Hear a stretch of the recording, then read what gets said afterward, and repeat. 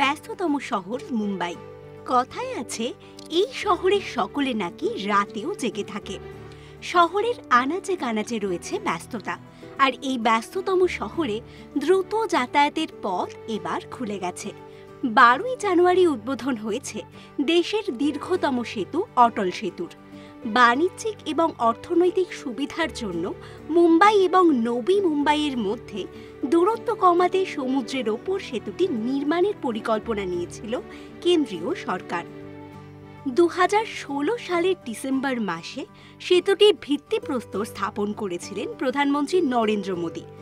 কেন্দ্র থেকে জানানো হয়, প্রয়াত প্রধানমন্ত্রী অটল বিহারীর নামে সেতুটি নির্মাণ করা হবে। অবশেষে উদ্বোধন হয়েছে সেতুটি। 6 লেনের সেতুটি প্রায় 21.8 কিলোমিটার লম্বা।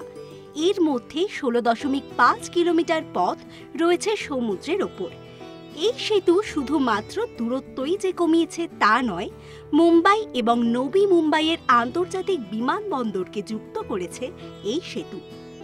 এরই পাশাপাশি যুক্ত করেছে মুম্বাই বন্দর এবং জওহরলাল নেহেরু বন্দরকে।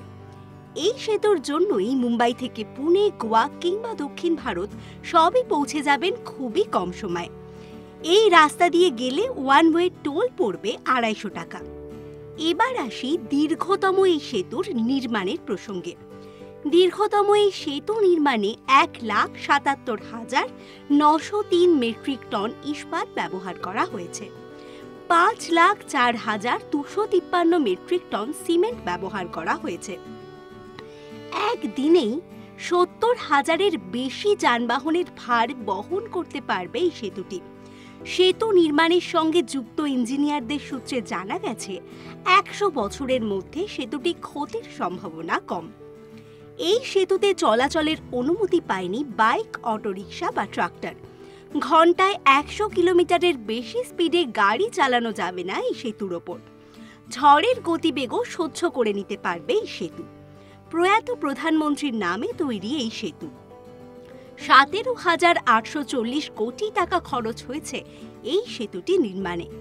স্বামী বিবেকানন্দের জন্মদিনের দিন মাননীয় প্রধানমন্ত্রী নরেন্দ্র মোদী এই সেতুর উদ্বোধন করেছেন। এরকমই আরও ভিডিও দেখার জন্য চোখ রাখুন আমাদের চ্যানেলে, আর পাশে থাকা বেল আইকনটি ক্লিক করতে ভুলবেন না।